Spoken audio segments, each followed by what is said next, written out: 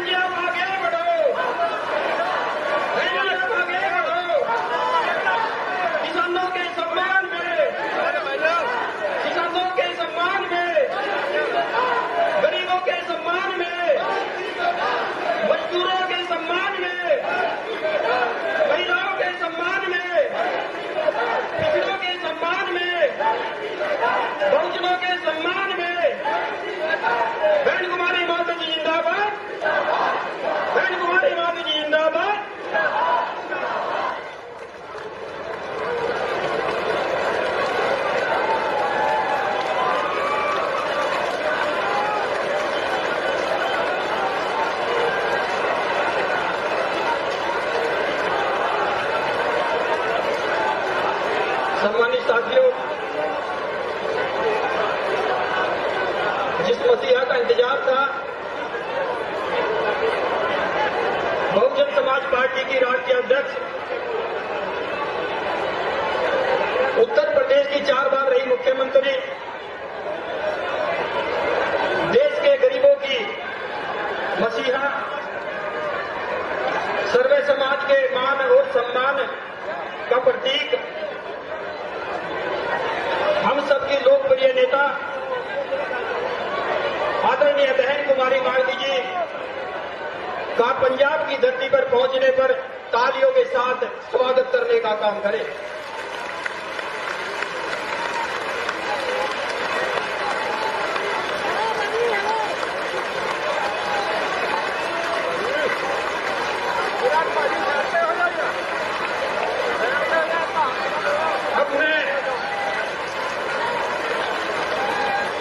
अब मैं पंजाब प्रदेश के नवाशहर विधायक भाई डॉक्टर नक्षत्र पाल जी से आग्रह करूंगा, आदरणीय बहन कुमारी मार्डी जी को सोने का मुकुट देकर सम्मानित करने का काम करें।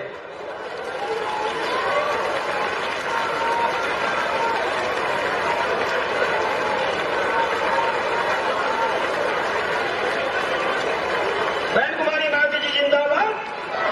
बहन कुमारी मार्डी जी जिंदाबाद। अब मैं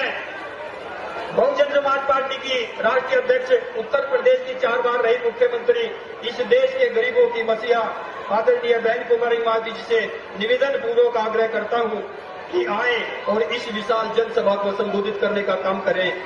आदरणीय बहन कुमारी मार्डी जी।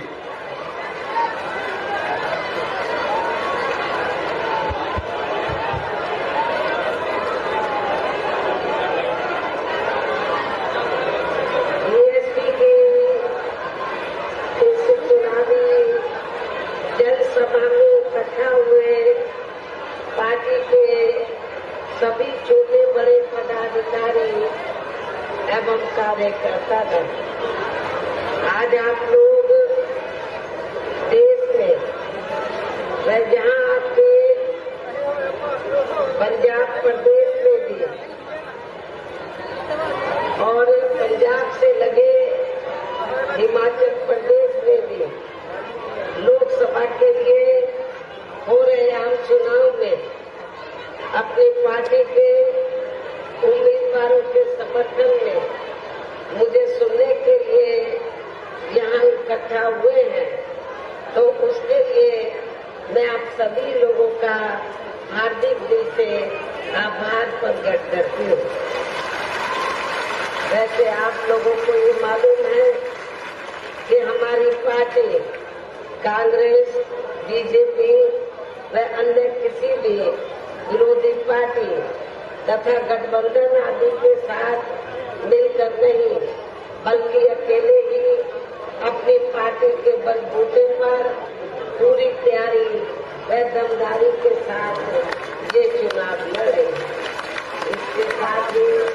हमने टिकट बंटवारे के मामले में भी सर्व समाज के लोगों को बीएसपी में जुड़ने की तादाद को ध्यान में रखकर फिर उस अनुपात में ही उन्हें उचित भागीदारी भी दी, जिनको कामयाब बनाने के लिए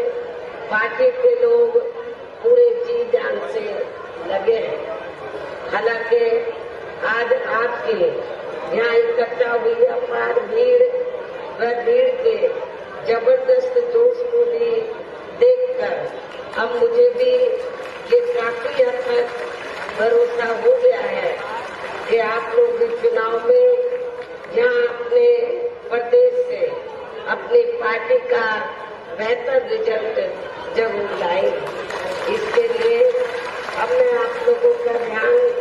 कुछ जरूरी बातों की तरफ दिलाना चाहती हूँ और इस संबंध में विशेषकर मैं कांग्रेस, बीजेपी व इनके अन्य सभी सहयोगी दलों के बारे में ये कहना चाहूंगी कि आजादी के बाद शुरू में केंद्र व देश के अधिकांश राज्यों में भी ज्यादातर सत्ता जहां कांग्रेस पार्टी के हाथों में ही केंद्रित रही, किंतु इनकी खासकर दलित, आदिवासी व पिछड़ा वर्ग विरोधी तथा अन्य और मामलों में भी रही गलत नीतियों एवं गलत कार्य प्रणाली आदि की वजह से ही फिर इस पार्टी को केंद्र व काफी राज्यों की भी सत्ता से बाहर होना पड़ा तथा ये स्थिति इनकी सहयोगी पार्टियों की भी बनी रही है। और अब पिछले कुछ वर्षों से बीजेपी व इनके सहयोगी दल केंद्र व अधिकांश राज्यों की भी सत्ता में काबिज हो गए हैं। साथ ही इनकी भी ज्यादातर जातिवादी, पूंजीवादी, संकीर्ण, सांप्रदायिक व द्वेषपूर्ण नीतियों एवं कार्य प्रणाली आदि से तथा इनकी कथनी व करनी में भी काफी अंतर होने की वजह से ऐसा लगता है कि इस बार ये पार्टी भी यानी कि भारतीय जनता पार्टी भी केंद्र की सत्ता में आसानी से वापस आने वाली नहीं है। बशर्ते यदि ये चुनाव इस बार फ्री एंड फेयर होता है तथा आम चर्चा के मुताबिक वोटिंग मशीनों में भी कोई गड़बड़ी आदि नहीं की जाती है। और वैसे भी इस बार चुनाव में इनके कोई भी पुरानी एवं नई चल रही नाटकबाजी, जुमलेबाजी व गारंटी आदि काम में आने वाली नहीं है, क्योंकि अब देश की जनता काफी हद तक इस बात को समझ चुकी है कि इनकी पार्टी ने अब तक देश के विशेषकर गरीबों, कमजोर तबकों, मध्यम वर्गीय एवं अन्य मेहनतकश लोगों को जो इन्हें अच्छे दिन दिखाने के असंख्य प्रलोभन भरे वायदे किए हैं तथा अनेकों हवाई व कागजी गारंटी आदि दी है, तो उनका जमीनी हकीकत में अभी तक भी इन्होंने लगभग 1/4 हिस्सा भी कार्य पूरा नहीं किया है, बल्कि इसके स्थान पर इनका ज्यादातर समय व ताकत भी यहाँ इनके अपने चहेते रहे बड़े बड़े पूंजीपतियों एवं धनना सेठों को ही ज्यादा से ज्यादा माला माल व धनवान आदि बनाने में तथा इन्हें हर स्तर पर छूट देने व बचाने में ही लगी रही है, जिनके अधिकांश आर्थिक सहयोग से ही ये पार्टी व अन्य पार्टियां भी अपना संगठन चलाती हैं तथा चुनाव आदि भी लड़ाती हैं, जिसका काफी कुछ खुलासा बॉन्ड की आई रिपोर्ट से भी हो जाता है। और इस संबंध में वैसे आप लोगों को ये मालूम है कि अभी कुछ दिन पहले तो माननीय सुप्रीम कोर्ट ने बॉन्ड के बारे में जो खुलासा किया है, तो उससे ये स्पष्ट हो जाता है, उस खुलासे से ये स्पष्ट हो जाता है कि इस देश में बीएसपी को छोड़कर जितनी भी राजनीतिक पार्टियां हैं, चाहे कांग्रेस हो, बीजेपी हो, आम आदमी पार्टी हो, अन्य और विरोधी पार्टियां हो या इनके गठबंधन दल हो, तो इन सारी पार्टियों ने जो रिपोर्ट आई है, इन सारी पार्टियों ने अपनी पार्टी के संगठन को चलाने के लिए व चुनाव आदि लड़ाने के लिए बॉन्ड के जरिए अरबों खरबों रुपए इस देश के बड़े बड़े पूंजीपतियों व धनना सेठों से किया। लेकिन बहुजन समाज पार्टी एकमात्र पूरे देश में ऐसी पार्टी है जिसने एक भी रुपया अपनी पार्टी के संगठन को चलाने के लिए व चुनाव आदि लड़ाने के लिए इस देश के किसी भी पूंजीपति व धनना सेठ से नहीं किया है। बहुत आदि से लेके एक भी रुपया नहीं लिया है, बल्कि हमारी पार्टी करती क्या है, हमारी पार्टी अपने संगठन को चलाने के लिए तो हर साल बीएसपी की मेंबरशिप के जरिए मेरे जन्मदिन के मौके पर थोड़ा थोड़ा धन इकट्ठा करके चुनाव में भी थोड़ा धन इकट्ठा करके कार्यकर्ताओं से थोड़ी आर्थिक मदद लेकर तब हमारी पार्टी अपने संगठन को चलाती है और चुनाव आदि भी लड़ाती है। इसके अलावा अब ऐसा लगता है कि कांग्रेस पार्टी की तरह ही बीजेपी ने भी केंद्र की तमाम सरकारी जांच एजेंसियों का ज्यादातर राजनीतिकरण कर दिया है। इसके अलावा देश के किसान वर्ग भी वर्तमान बीजेपी की सरकार में शुरू से ही अपनी विभिन्न समस्याओं को लेकर काफी ज्यादा दुखी व परेशान रहे हैं और अभी भी हैं। जबकि यूपी में 4 बार हमारी पार्टी की रही सरकार ने इनके हितों का भी हर स्तर पर विशेष ध्यान रखा है। आपके पंजाब में खेती काफी होती है, लेकिन चाहे स्टेट की सरकार हो या सेंट्रल की, तो ना तो स्टेट की सरकार ने ना सेंट्रल की सरकार ने किसानों के हितों का बराबर ध्यान रखा है। जबकि हमारी पार्टी की रही सरकार ने अपने चारों हुकूमतों के दौरान तो किसानों को खेती करने के लिए समय से उचित साधन उपलब्ध कराए और उनकी फसल का भी उचित दाम दिया है। ये भी मैं अपने किसान भाइयों को यहाँ बताना चाहती हूँ। इतना ही नहीं बल्कि केंद्र में पूर्व की रही कांग्रेसी सरकार की तरह ही वर्तमान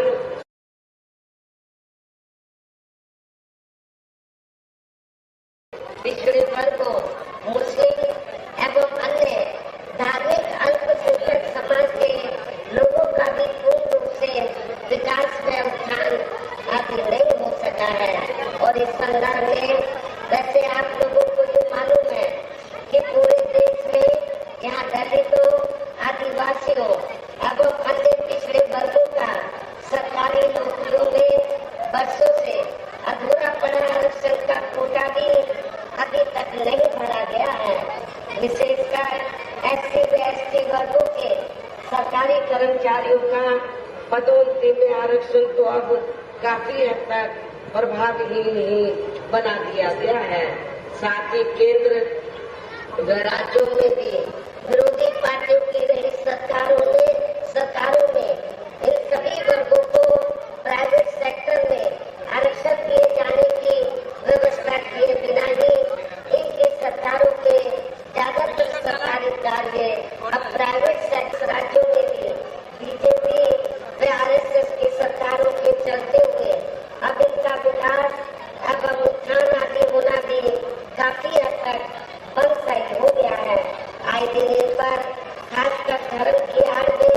हो रही टोली जाति भी यहाँ काफी ज्यादा चरम सीमा पर पहुंच चुकी है। इनके साथ साथ अपर कास्ट समाज में से विशेषकर गरीब लोगों की भी हालत हमें कुछ खास अच्छी नजर नहीं आती है। इनकी गलत कृषि नीतियों के कारण किसान वर्ग भी आए दिन आंदोलित ही रहता है। पंजाब के लोग भी काफी ज्यादा दुखी हैं। पंजाब है, आपका हरियाणा है, यूपी है, राजस्थान है,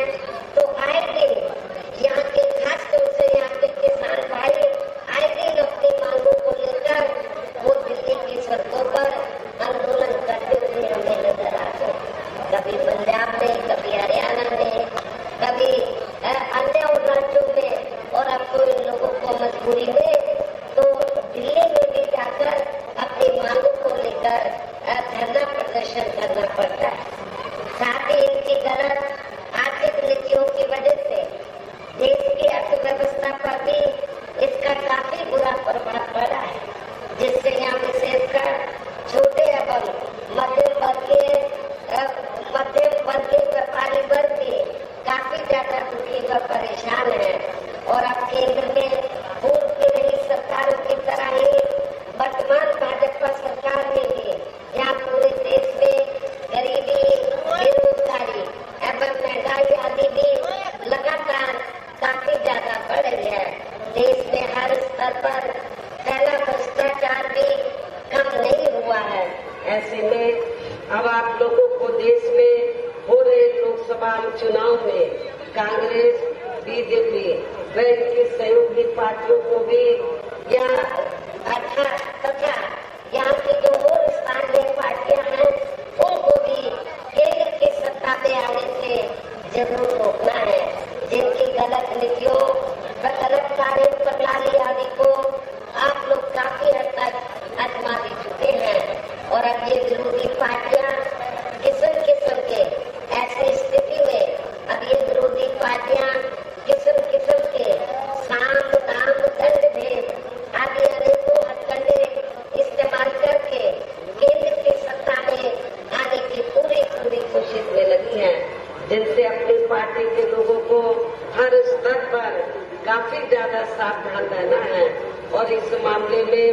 विरोधी पार्टियां अपने अपने पक्ष में हवा बनाने के लिए खासकर मीडिया, ओपिनियन पोल व सर्वे आदि का जो बड़े पैमाने पर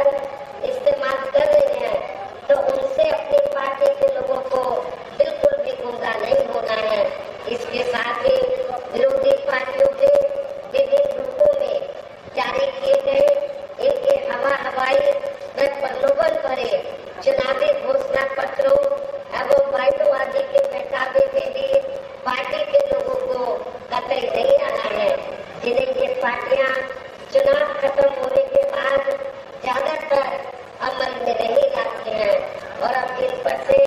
देश की जनता का अधिकांश विश्वास ही उठ गया है। यही खास वजह है कि हमारी पार्टी किसी भी चुनाव में अपनी पार्टी का कोई भी चुनावी घोषणा पत्र आदि जारी नहीं करती है। वैसे भी हमारी पार्टी किसी भी मामले में कहने में बहुत कम बल्कि कार्य करके दिखाने में ही ज्यादा विश्वास रखती है। और इस बात का सबसे बड़ा सबूत ये है कि उत्तर प्रदेश में 4 बार हमारी पार्टी के नेतृत्व में रही सरकार ने चुनाव में पार्टी के बिना जारी किए गए घोषणा पत्र के ही प्रदेश में आम जनहित में काफी कुछ ऐतिहासिक कार्य करके दिखाए हैं, जिनकी अब देश में अधिकांश पार्टियों की सरकारें काफी नकल भी कर रही हैं, जबकि इस मामले में पार्टी का इन पार्टियों के स्थान पर क्या हम कई ब्रह्मांडों के ब्रह्माओं को जानते हैं? क्या हम हमारे ब्रह्मांड के ब्रह्मा को जानते हैं? आइए आज हम ब्रह्मा और उनसे जुड़े कई सवालों के जवाब एक साथ पूछते हैं और जानते हैं कि वो ब्रह्मा कौन से हैं जो हैं पूर्वज श्री राम के। पूर्वज श्री राम के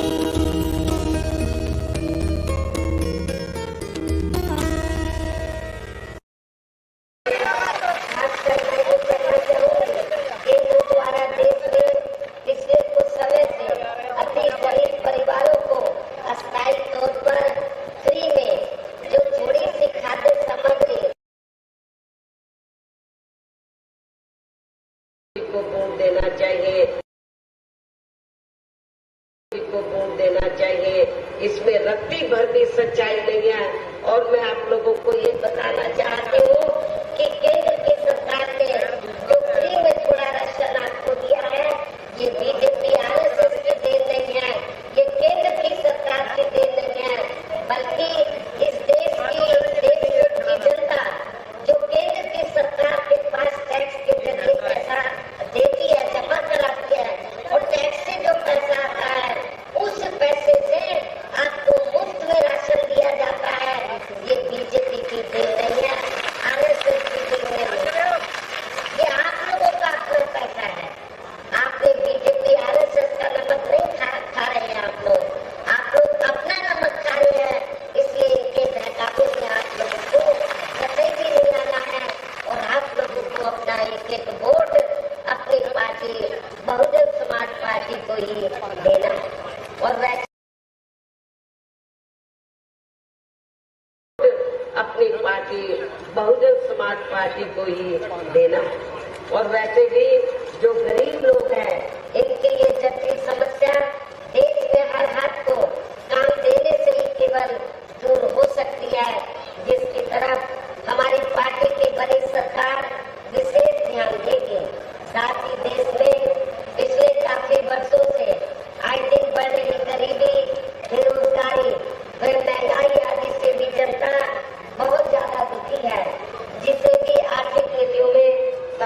करके जरूर दूर किया जाएगा। धर्म की भी आड़ में पिछले कुछ वर्षों से खासकर मुस्लिम व अन्य अकलियतों के लोगों का द्वेष की भावना से जो इनका काफी ज्यादा शोषण व उत्पीड़न आदि किया जा रहा है, तो उसे भी जरूर रोका जाए। कहने का तात्पर्य ये है कि देश में इस समय हो रहे लोकसभा चुनाव में विरोधी पार्टियों के जारी किए गए उनके हवाई व लोकल भरे चुनावी घोषणा पत्रों आदि के बहकावे में अब यह खासकर देश के